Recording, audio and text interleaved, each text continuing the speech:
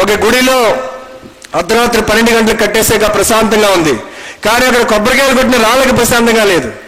వాళ్ళన్నీ మాట్లాడుకున్నాయి. ఈ యొక్క మనందరం ఈ యొక్క దేవతను చూసి జలసీ ఫీల్ అయింది. మనందరం ఒకే ఏరియాలో ఉండేవాళ్ళం. ఆ దేవతతోటి ఒక మెమొరాండం ఇచ్చినాయి అనమాట.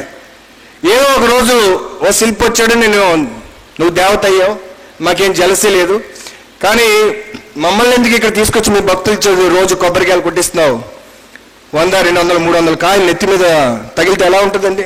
ఈ నొప్పి భరించలేకపోతున్నాం. సో రాయడానికి ఎవరు నవరత్నం తండా రాయడానికి కూడా ఎవరు లేరు. సో ఎందుకు మమ్మల్ని ఇలా హరాస్ చేస్తే, ఇది అన్యాయం కదా అని అడిగితే ఆవిడ ఏం చెప్పిందంటే, చూడండి మనందరూ ఒక ఏరియాలో ఉండేవాళ్ళం. ఒకరోజు శిల్పి వచ్చాడు ఒక మంచి విగ్రహం చెక్కాలని. అతను ఏది ఊరికనే చెక్కడు, ప్రార్థిస్తాడు నేను చెక్కనా అని. అతను లోపల పర్మిషన్ వచ్చింది అనిపిస్తేనే చెప్తాడు. మీ అందరినీ అడిగాడు, మీరు ఏమన్నారు? శిల్పం చెక్కడం అంటే కొట్టిన చోట కొట్టకుండా నెలల తరబడి అలా కొడుతూనే ఉంటావు కదా, మాకు వద్దు ఈ పెయిన్, మాకు లైఫ్ కంఫర్ట్, ముందుకెళ్ళి అందరూ రిజెక్ట్ చేశారు. నా దగ్గరికి వచ్చేటప్పటికి విగ్రహమా, ఏ విగ్రహం అన్నా? ఒక అందమైన స్త్రీమూర్తి విగ్రహం. ఇలా రాయిలా పడి ఉండి కంటే ఒక అందమైన స్త్రీమూర్తి విగ్రహం అయితే 10 మంది కనువింది చేయించు, చెక్కుకో అన్నా. మీరు కొట్టినప్పుడల్లా నొప్పి వస్తుంది, నొప్పి ఎక్కడ వస్తుంది? నేను ఏదో అవ్వబోతున్నానో అది అవ్వడానికి ఒక మెట్టు ముందుకెళ్తున్నానని ఆనందం వస్తుంది అన్నాను.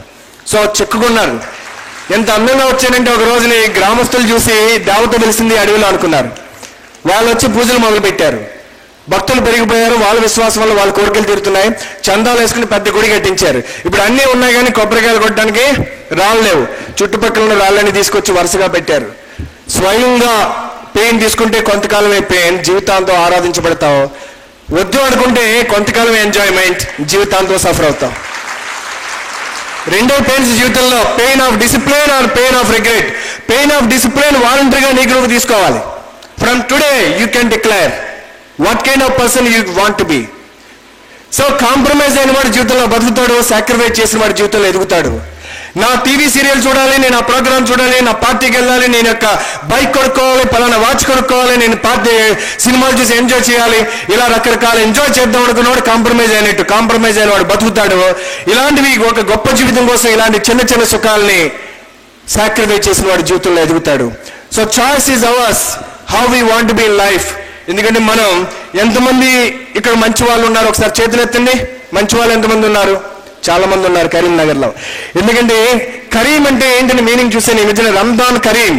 కరీం అంటే మీనింగ్ ఏంటంటే జనరస్, చాలా ఉదార స్వభావం ఉంటే కరీం అనమాట దాని మీనింగ్. అల్లాహకు ఉన్నటువంటి 99 పేర్లో ఇది ఒక పేరట.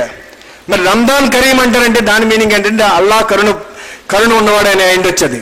సో మీరు కరుణ ఉండడం అంటే వేరు. దేని మీద కరుణ ఉండాలి మీకు? ఎవరి మీద కరుణ ఉండాలి? కాంపాషన్ ఎవరి మీద ఉండాలి? మీ టైంని ఎవరు పడితే వాళ్ళకి ఇచ్చేస్తే మీ జీవితం ఎలా ఉంటుంది? ఒక పూర్వం కరెంటు లేని రోజుల్లో ఒక లైట్ హౌస్ కీపర్ ఉండేవాడటండి. ఆయన ఆయిల్ పోసి దీపం వెలిగించాలి ప్రతిరోజు రాత్రి. అదే లైట్ హౌస్ అతనికి కరెంటు లేని రోజుల్లో. అయితే అతని దగ్గర స్టాక్ చాలా ఆయిల్ డబ్బాలుండి. సో ఒక రోజు ఒక ఆవిడ వచ్చింది, నాకు వంటకి ఆయిల్ కావాలని, దగ్గర చాలా ఆయిల్ ఉంది కదా కొంచెం ఇస్తావా అని. మొహాడు పడ్డాడు, ఇది దానికి కాదని చెప్పడానికి. సర్లే అని కొంచెం ఇచ్చాడు. ఇది తెలిసి ఇంకో ఆయన వచ్చాడు, మాకు వంటకి కావాలని. ఒకళ్ళు బోటు మీద దూరం వెళ్తున్నాం, ఆ బోట్లో కావాలని రకరకాలుగా అందరూ అడిగేటప్పుడు కొంచెం కొంచెం ఇచ్చేటప్పుడు ఆయిల్ అయిపోయింది. ఇప్పుడు అమావాస్య వచ్చింది, దీపం పెట్టడానికి అక్కడ ఆయిల్ అయిపోయింది. ఆయన పెట్టలేకపోయాడు. స్టాక్ రావడానికి 2-3 నెలలు పడుతుంది. ఈ 2-3 నెలల్లో లైట్ హౌస్ వెలగపోవడం వల్ల అర్ధరాత్రులు చాలా ఓడలు, చాలా పడవలకి ఈ యొక్క ఒడ్డు కలపడం వల్ల రాళ్ళ గుద్దుకుని మునిగిపోయారు. చాలా మంది చనిపోయారు. దానికి ఎవరు బాధ్యులు? ఈ లైట్ హౌస్ కీపర్ యొక్క ప్రధాన కర్తవ్యం ఏంటి? విమానంలో వెళ్ళేటప్పుడు ఏం చెప్తారంటే, ఆక్సిజన్ ఎలా పెట్టుకోవాలో ట్రైనింగ్ ఇచ్చేటప్పుడు వేరే వాళ్ళకి ఆక్సిజన్ మాస్క్ పెట్టే ముందు నీకు నువ్వు పెట్టుకో. ఓన్లీ వెలిగే దీపం మాత్రమే మరో దీపం వెలిగిస్తుంది. ఇంట గెలిచి రచ్చ గెలువు.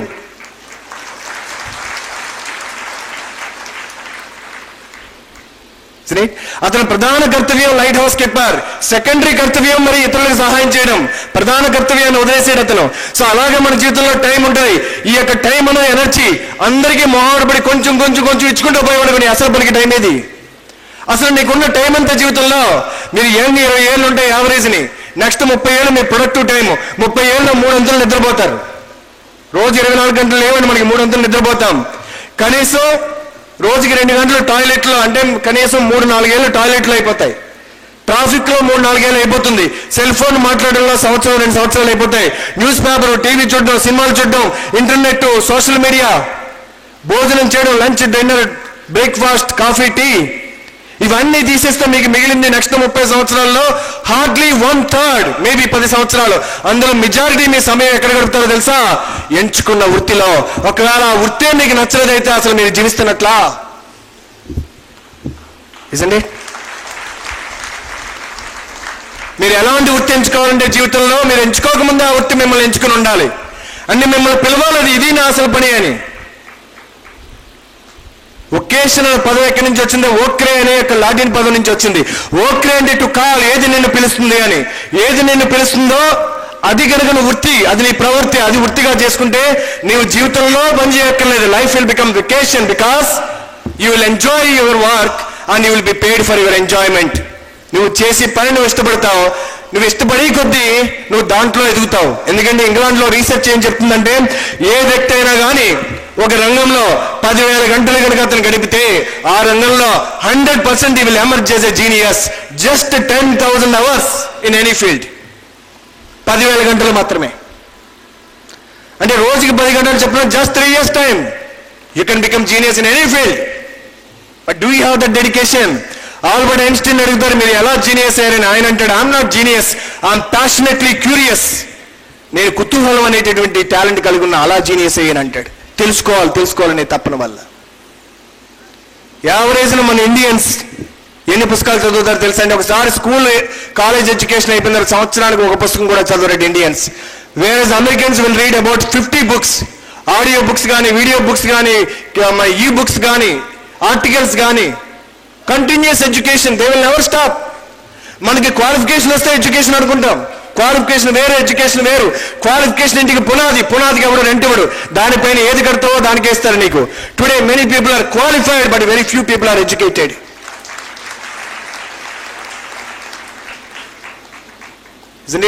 సో ఒక 50 పుస్తకాలు తన రంగంలో చదివిన వాడికి 1-2 పుస్తకాలు చదివిన వాడికి ఆలోచనలో వ్యత్యాసం ఉంటుందా ఉండదా? కానీ స్వామి వివేకానంద మాట చెప్తాడు, no book is useful unless your own book opens అని. నీ అసలు పుస్తకం తెరవబడే వరకు ఇతర పుస్తకాలు నిరుపయోగం. First you need to understand, otherwise encyclopedia అన్ని తెలుసుకుంటావు. జనరల్ ఈనాడు పేపర్ పైనుంచి చివరికి సంపాదకీయ వరకు చదువుతావు, ఏది అడిగినా చెప్తావు. ఐశ్వర్య ఎవరు పెళ్లి చేసుకుంది, ఆ అమ్మాయికి పిల్ల పుట్టిందా, పిల్లడు, ఆ పిల్ల పేరెంట్ అని చెప్తావు. ఇదంతా పనికి మాలిన నాలెడ్జ్. ఎవరికి కావాలి ఇది? Mind is not a vessel to be filled, it is a fire to be ignited. Mind అనేది ఒక చెత్త పుట్ట కాదండి నింపేయడానికి, it is a fire to be ignited. ప్రపంచంలోకెల్లా మేధావులు ఎవరంటే ఒకప్పుడు భారతీయులు, తర్వాత కాలం మారిపోయింది. కానీ బిల్ గేట్స్ గారు ఒక 5-6 ఏళ్ల క్రితం వచ్చినప్పుడు ప్రపంచంలోకెల్లా మేధావులు ఎవరంటే భారతీయులే కాదు, దక్షిణ భారతీయులు అన్నాడు ఆయన, సౌత్ ఇండియన్స్. ఎందుకంటే సాఫ్ట్వేర్ అంతా ఇక్కడే బుర్ర ఉంది. ఈ స్టేట్స్ నుంచి వెళ్ళింది, కర్ణాటక, కేరళ, ఆంధ్రప్రదేశ్, తెలంగాణ, ఇటువైపు నుంచి వెళ్ళారు సాఫ్ట్వేర్ అంతా. ఆర్మీ అంతా అటువైపు నుంచి వెళ్ళారు. అందుకే భారతదేశం ఒక పక్కన బ్రాడ్గా ఉంటుంది, కిందకు వచ్చేటికి షార్ప్గా ఉంటుంది. తెలివితేటలు ఎక్కువ ఇక్కడ. బాసర లాంటి గ్రామానికి దగ్గరగా ఉన్నాం మనం. మరి ఇంత తెలివి ఉండి మనం ఎంతమంది మనలో గొప్ప వాళ్ళు ఉద్భవించారు. ఎక్కడో ఒకరిద్దరని చెప్పుకుని ఆనందపడుతున్నాం మనం. ఆ పుస్తకంలో ఒక కవిత రాశాను, మన ఇక్కడి నుంచి వెళ్ళేటటువంటి గడ్డ మీద పుట్టిన సి నారాయణ రెడ్డి గారు రాసింది. ఎవరికి కావాలో ఈ ఓడిన వాడే సంజాయిషి, వాడుకు కొట్టుకుపోయిన వాడికి లోకం జలసమాధి కడుతుంది, ఒడ్డుకు చేరిన వాడికి లోకం వంగి సలాం కొడుతుంది అన్నారు ఆయన. మన స్టోరీస్ ఎవరికి అక్కర్లేదు, మన ఎక్స్క్యూజెస్ ఎవరికి అక్కర్లేదు.